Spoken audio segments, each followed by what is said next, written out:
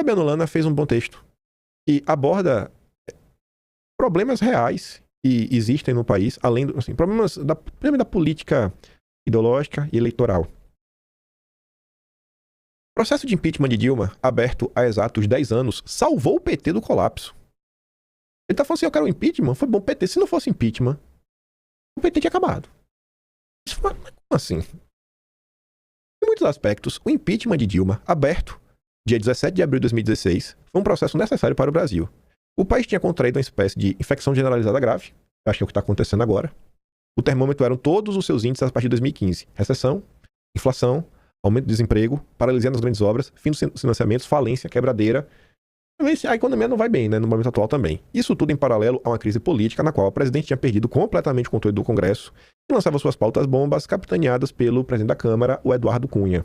O Congresso, o governo e o Judiciário estão tentando se equilibrar no meio desse escândalo do Master, no salve-se quem puder. Então até agora ninguém perdeu muito controle, mas já está insustentável frente à opinião pública. Aí o Lana continua falando o seguinte, né, que desde o início o PT chamou o processo de golpe. Ficou repetindo isso eternamente, repete até hoje. Como se não tivesse apoiado o impeachment de todos os presidentes brasileiros desde a redemocratização de 1985. O futuro presidente, Bolsonaro, foi apenas figurante no movimento capitaneado por um grupo de parlamentares da Câmara, como Bruno Araújo, Mendonça Filho, que sem apoio da cúpula de seus partidos, se juntaram aos juristas Janaina Pascoal e Miguel Reale Júnior. Bolsonaro não articulou, não trabalhou pelo impeachment, com um discurso de desprezo às instituições democráticas mostrado no dia 17 de abril, apenas esperou para dar o bote na hora certa. Eu discordo disso. Eu vou falar porque eu discordo lá na frente. O PT caiu atirando e nunca descansou. Com o tempo, soube transformar todos os problemas econômicos e políticos, ainda frutos da gestão Dilma, em questões dos sucessores Temer e Bolsonaro. Reclamaram muito da presidenta nos bastidores, mas publicamente nunca deixaram de defender Dilma. Teve muita gente da esquerda que falou da Dilma, mas o PT, o partido não. O partido tem hierarquia. No partido tem hierarquia, mas tem muita gente de esquerda. O pessoal pega lá de Tremura direto. A senhora que tá no Twitter, passa a panista do Lula. Ele já lembra que ela apoiou o impeachment. Teve muita gente. Muita gente. O governo Temer conseguiu estabilizar a crise econômica, mas com baixas taxas de popularidade e crescimento. A crise política seguiu em crescimento. Porque o Temer até pode ter acalmado as coisas, mas qual era a base de apoio que o Temer tinha? O Temer tinha alguma parcela da população ao seu lado? Não. O povo estava revoltado também com o Temer e já apoiando o Bolsonaro. E outra restante apoiando o PT e o golpe, o Haddad, o poste do Lula em 2018. E a crise continuou. Do ponto de vista pragmático, o PT operou da maneira correta. Agia para atenuar sua derrota no parlamento e lançava as bases de seu retorno com Lula após uma temporada da prisão, condenado por corrupção passiva na onda da Lava Jato. Por outro lado, a maioria dos articuladores do impeachment continuou sua vida sem se preocupar em defender a ação de 2016. Assim, você pega Bruno Araújo, Pascoal, Mendonça Filho, Miguel Reale Júnior. Juliana Pascoal chegou ali em 2018, teve uma votação gigantesca, histórica. Aí depois, acabou. Alguém na rede social hoje relembra da Juliana Pascoal, porque ela nem se fala disso mais. Ela tá lá como Ruth e Raquel, a doidinha na praça. Sem se preocupar em definição em 2016. Alguns expressaram arrependimento, facilitaram que a versão contada pelo PT prevalecesse até hoje.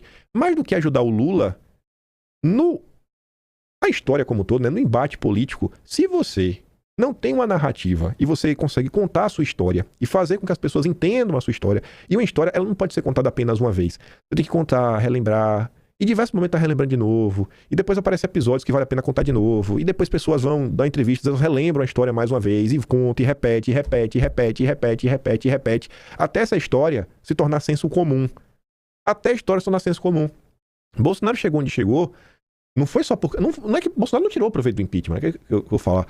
Não tirou. O que Bolsonaro conseguiu fazer foi, no meio de todo esse caldo de insatisfação popular, Bolsonaro conseguiu construir todo um movimento com uma história, com início, meio e fim, com símbolos, um arquétipo, um direcionamento, onde aquela coisa não parava de crescer, as pessoas não paravam de repetir o que aquele movimento significava, quais eram os objetivos daquele movimento. De modo que Bolsonaro até hoje, até as pessoas que não gostam de Bolsonaro, se você pedir para ela falar, cara, o que é que Bolsonaro defende? Ela deve falar de modo distorcido, mas ela ainda vai... Se você chegar para ela pode dizer a Bolsonaro. Ela vai concordar com você que Bolsonaro defende que as pessoas possam ter armas. Ela vai concordar com você que Bolsonaro era contra o kit do arco-íris. Ela vai concordar com você que Bolsonaro seria tipo assim, um super conservador, família tradicional, pipipi, popopô, papapá, bandido bom, bandido morto.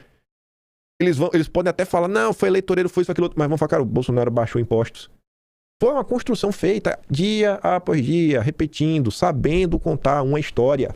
E aí, aos trancos e barrancos, aí você volta ali na postagem do Pedrinho, quando ele fala, cara, o cara soube proteger o Jair. Não só proteger quando tinha as confusões, entrar em campo e falar. Olha, por exemplo, agora no caso do Master.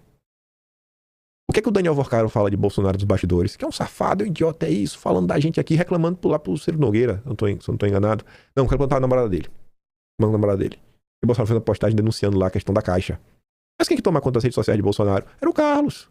Essa parceria realmente conseguiu salvar Bolsonaro e inocentar Bolsonaro em diversos momentos. Porque quando o tempo passava, fala, cara, Bolsonaro falou disso lá atrás. Rebateu. Diversos problemas do governo Bolsonaro que aconteciam e os ministros que eram os responsáveis e deveriam ser responsáveis pelas questões, desapareciam, tava lá Bolsonaro dando a cara a tapa no cercadinho, Bolsonaro dando a cara a tapa nas suas lives e contando a história, contando a história, contando a história. Hoje a direita tem ódio da história. Ódio, verdadeiro ódio. A direita ama a burrice, o engodo, o engano, varrer as coisas para debaixo do tapete. Você tem que esquecer o que o Moro fez. Você tem que esquecer o que o Dallagnol fez. Você tem que esquecer o que a Madalene Laxo fez. Você tem que esquecer o que todas as pessoas fizeram, em nome da união da direita. Quando a preocupação deveria ser contar sua própria história para as pessoas. E foi o que o PT fez. Antes do PT, foi a turma do Fernando Henrique Cardoso junto com o PT. Veja que o Fernando Henrique Cardoso chegou à presidência como? Do nada, só colocou o nome da urna, não construiu uma história com dinheiro realmente da UCED e da Fundação Ford, em especial da Fundação Ford, lá no Sebrap. Foi muito dinheiro do Sebrap, mas estava lá contando a história. As viúvas lá de 64, 68 foram juntando, contando, não, ditadura, meu Deus, olha o que fizeram com a gente, somos pobres coitados, somos os democratas. E foram lá, na luta sindical do Lula, né? A esquerda criada pelo Golbery. Foi toda uma construção para os caras se colocarem. Todo o movimento político que assim, chega ao poder, ele tem uma história para ser contada. Hoje, você tem que aceitar, assim, apagar a história para abraçar a união da direita e só. E vai chegar onde dessa forma? Em lugar nenhum. Não vai chegar em lugar nenhum. Aí diz, some-se a Lava Jato tem mostrado suas garras também para os políticos de centro, facilitando a vida da extrema-direita, liderada por Bolsonaro, mas que a turma da extrema-direita soube aproveitar e contar essa história, informar as pessoas, mostrar a diferença de Bolsonaro para a turma do Centrão. E se Dilma continuasse? Em primeiro lugar, o clichê não existe sim na história. Mas naquele momento, até a saída da presidente, não se via solução à vista e o país seguia em alta velocidade para o abismo. O fome e pobreza aumentavam. Em 2015, o Brasil foi o país que mais desempregou no mundo. As consequências finais eram imprevisíveis, mas não eram auspiciosas. É quase logicamente impossível pensar em uma saída satisfatória para o PT se seguisse no comando do Brasil. Após 6 anos e meio, o partido de Dilma estava de volta ao poder, após um outro trauma nacional, a gestão Bolsonaro. A gestão Bolsonaro foi um trauma ou foi a história que a imprensa contou, que até hoje tem gente idiota que diz que Bolsonaro fez piada com falta... Lembra a piada com falta de ar? As pessoas repetem até hoje. Até hoje. Uma mentira. Bolsonaro estava criticando Mandetta, pedindo que, pelo amor de Deus, nos primeiros sintomas, as pessoas já procuraram um médico. Mas não, Bolsonaro estava fazendo piada de quem estava com falta de ar. Então, contar a história é importantíssimo. Não dá para relevar pessoas da direita, pessoas que têm destaque, que fazem parte da política, não conhecerem sua própria história. E aí, enfim, né? A esquerda tirou proveito, conseguiu voltar ao poder. Pouca gente discutiu o impeachment com profundidade em 2022, ninguém nem lembra disso. Eu não lembro quase nada. A verdade é que, de volta ao Planalto, é um discurso de salvação da democracia.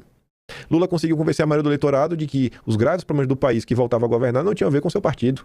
Muitas vezes, a verdade é inimiga do discurso político, é o caso do PT. Lula jamais poderia dizer que voltava com a incumbência de dar um jeito de consertar o que seu próprio grupo político originou. Por exemplo, voltamos a lidar com o déficit público na era Dilma, algo que ainda não equacionamos. O impeachment, enfim, permitiu uma limpeza da biografia dos responsáveis pelo caos oriundo de uma gestão petista. Arrumaram outras pessoas para culpar, muitos baixaram a cabeça e aceitaram a responsabilização, oportunistas se deram bem. E nisso, o centro quase sumiu, e o centro segue sumindo, e atualmente os oportunistas seguem se dando bem e se protegendo no discurso da união da direita.